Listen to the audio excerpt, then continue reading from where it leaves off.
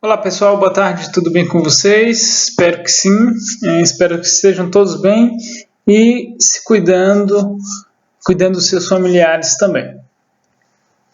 Essa semana a gente vai trabalhar o texto, né, da Secretaria de Educação e o texto que eles mandaram para a gente é para a gente refletir um pouco sobre moral e ética, né? E também que o texto ele traz para vocês a questão da bioética. Eu vou explicar um pouquinho para vocês o que é moral, o que é ética, e depois a gente vai mostrar um pouquinho o que são as áreas da bioética, tá bom? Bom, quando a gente vai buscar o conceito de moral na filosofia, moral se refere a tudo aquilo que nós, mais especificamente eu, o indivíduo, não faria mesmo que ninguém estivesse olhando. Moral é algo do campo individual. É eu comigo mesmo. É eu com a minha consciência. Lembra do ditado? Quando alguém deseja, espero que isso não pese na sua consciência. Espero que isso não pese na sua consciência ou pese na sua consciência. E por aí vai. Já a ética, ela se refere ao que vai tratar do âmbito público, né? A ética, ela é permanente, universal, é uma regra. A ética, ela não muda. Já a moral, ela vai variar de acordo com os costumes, com a cultura de cada lugar, né? Por exemplo, nós temos o princípio de que é proibido roubar, né? É proibido roubar.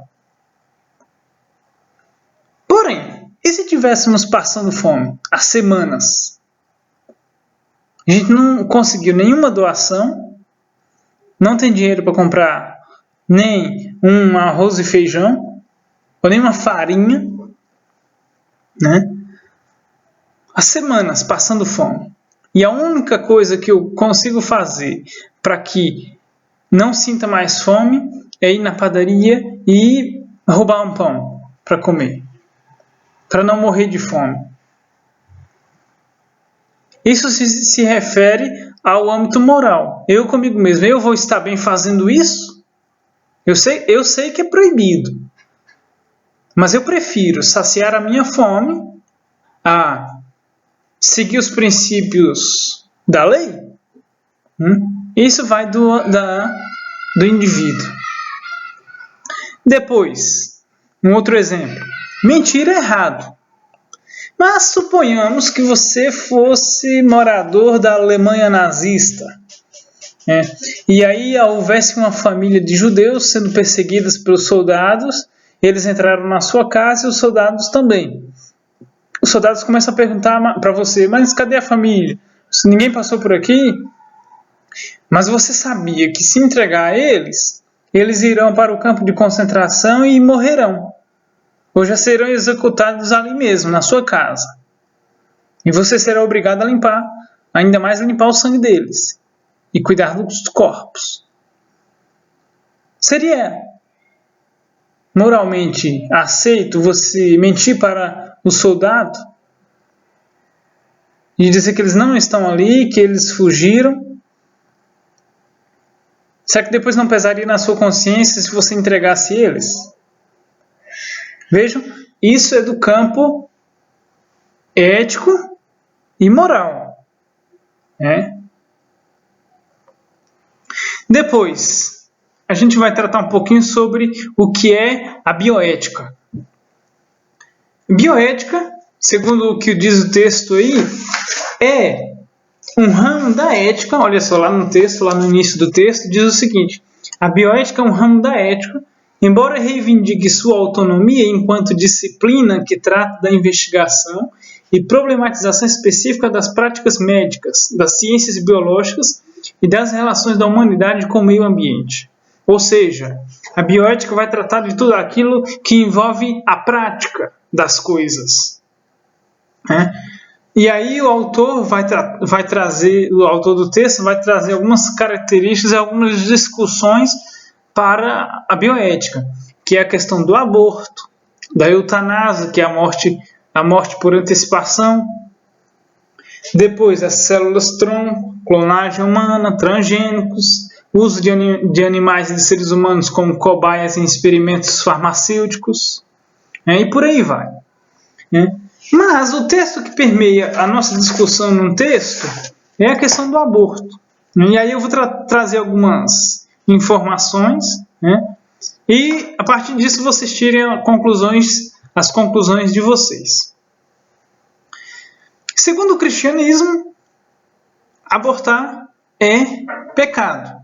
E segundo a lei brasileira, de vários países, abortar é crime. Exceto, por exemplo, no caso da lei brasileira, exceto abortar quando a mulher foi estuprada. Mas vamos a situações normais de um aborto, por exemplo, de que é proibido abortar. É proibido abortar. Mas suponhamos que, e se o feto tivesse problemas genéticos? Que deixasse que com os exames pré-natal, os acompanhamentos médicos, e os médicos perceberam que o feto vai ter tanta morbidade, terá doenças severas, e que vai sofrer para o resto da vida. Seria justo, você sabendo dessas morbidades e sabendo do sofrimento que esse feto virá a ter quando nascer, seria justo deixar ele ter todo esse sofrimento? Um pensamento para que você pense aí um pouquinho, e ajude na resolução das atividades. Depois, proíbe-se o aborto e fala-se de punição. Só que o problema é que não se deixa tratar as causas do aborto lá no início, do que leva a pessoa a fazer um aborto. Por exemplo, se nós tivéssemos educação sexual nas escolas, ou seria um sonho nas famílias, em todas as famílias, a taxa de jovens, de meninas grávidas, seria bem menor. Porque educação sexual não é ensinar a fazer sexo. Educação sexual é orientar para que os jovens conheçam os seus corpos, conheçam os métodos contraceptivos e tudo mais. Porque nós sabemos que a sexualidade, há uma sexualização no geral, de mulheres e de homens, que faz com que a sexualidade ela se aflore mais cedo. E é preciso perceber isso. A gente não deve fechar os olhos com uma venda e fingir como se nada tivesse acontecendo. E a gente precisa enfrentar as coisas que acontecem hoje com armas de hoje, e não com pensamentos de antigamente. A gente precisa, por exemplo, ensinar os métodos contraceptivos, os efeitos que isso faz no corpo, ensinar, por exemplo, que educação sexual é muito mais também você, por exemplo, ensinar para uma menina que se uma pessoa, um adulto ou outra pessoa colocar a mão nela sem o consentimento dela ou nas partes íntimas, é crime. E ela tem que falar para o pai ou para a mãe. Se é a mãe, tem que falar para o pai ou para alguém conhecido. Se é um tio, que geralmente esses casos de estupros, por exemplo, acontecem nos meios familiares, que quando alguém, ou independente de meio familiar, quando alguém colocar a mão na criança sem o consentimento dela, ela deve falar, para que a pessoa seja punida. Então, se houvesse uma educação sexual nas escolas e nas famílias, há uma pesquisa que mostra que a probabilidade de de gravidez seria menor. Porque, por exemplo, quando a gente pega a expectativa de gravidez nas comunidades mais pobres e nas comunidades mais ricas, quando há muito mais informação, é percebido que nas comunidades mais ricas a taxa de nascimentos e a taxa de abortos e a taxa de gravidez é bem menor. Já nas comunidades mais pobres, a taxa é bem maior de tudo isso. Porque não há uma educação sexual, não há um cuidado preventivo. Apenas quer atacar lá no final. Não é proibido, é proibido abortar. Mas não percebe a origem da coisa. Que às vezes o que leva uma pessoa a abortar é em casos extremos. Não é que vai liberar o aborto, que pode vir a liberar, que todo mundo vai sair abortando por aí. Eu acho que não é isso. Acho que é perceber que quando uma pessoa pensa, reflete em abortar, toma essa decisão, é porque ela está desesperada. Então, o desespero, por exemplo, é melhor você fazer um acompanhamento psicológico com aquela pessoa e mostrar os prós e contras. Não é você já partir do princípio de que condenar a pessoa porque ela vai fazer isso. Não, acompanha. E aí algumas comunidades que fazem esse trabalho de acompanhar essas mulheres que decidem abortar. Porque, por exemplo, o aborto ele não está presente apenas nas comunidades pobres. Lá é bem maior. Mas ele está muito mais presente nas comunidades ricas, nos bairros mais ricos, nas famílias mais ricas. E os abortos lá acontecem e ninguém fala nada. Já na comunidade pobre, todo mundo quer meter a mão, quer entrar no meio. Mas não dá acompanhamentos para que orientações para que os jovens se previnam, tomem cuidado, para que as famílias acompanhem os seus jovens, eduquem. A educação é importante para que não venha acontecer abortos e nem nascimentos prematuros. Prematuro no sentido de vários. Às vezes a menina com 12 anos, 13, 15 anos já está grávida. Mas que ela pense, reflita no que isso vai trazer de consequências para a sua vida. É um processo de acompanhar lá no início e não julgar ela aqui no final. Isso.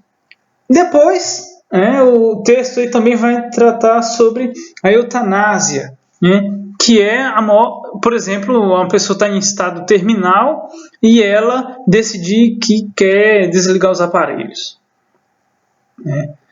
Por exemplo, para a comunidade cristã, assim como no caso do aborto, isso é pecado, isso é proibido.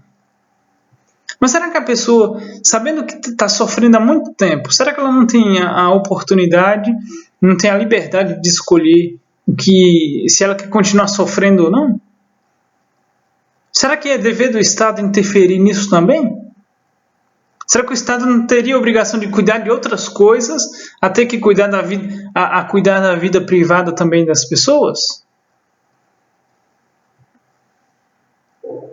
Será que, por exemplo, é proibido abortar, é pecado? Mas será que, por exemplo, quando nasce, doa para um orfanato, deixa no orfanato. Mas e as milhares de crianças que existem nos orfanatos e que passam lá anos e anos e anos e anos e às vezes com 18 anos ainda tem que sair do orfanato porque já deu a idade máxima e aí sai sem perspectiva de algum lugar para ficar, trabalho, nem família. E aí, vão para onde? Para a rua, aumentando a quantidade de mendigos, de moradores de rua, e muito provavelmente também irá para o mundo do crime, aumentando a criminalidade nas cidades. É todo um emaranhado de coisas que a gente precisa pensar antes de condenar quem está fazendo um aborto. É justo a luta da comunidade cristã em não lutar pela questão do nascimento? É justo, sim, é justo, muito justo. Mas será também que não é exagerado ao ponto de não pensar naquelas pessoas nas famílias, nas mães que estão carregando esses bebês e que tomaram essa decisão? Ao invés de serem pressionadas de todos os lados, né? Você fazer um processo de acompanhamento para que faça com que ela pense, ela reflita sobre essa decisão, sobre as consequências que ela vai trazer, que vai pensar. Porque, por exemplo, o julgamento é tão grande numa pessoa que vai fazer um aborto que às vezes ela entra em depressão. Só que também, às vezes, a gente não pensa também em situações que, por exemplo, a família não tem condições de criar.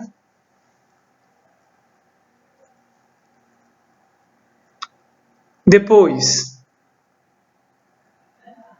a mãe vai ficar desnorteada, a família desnorteada, porque o parceiro que engravidou some, e aí a única que vai ser responsável é a mãe, o parceiro some.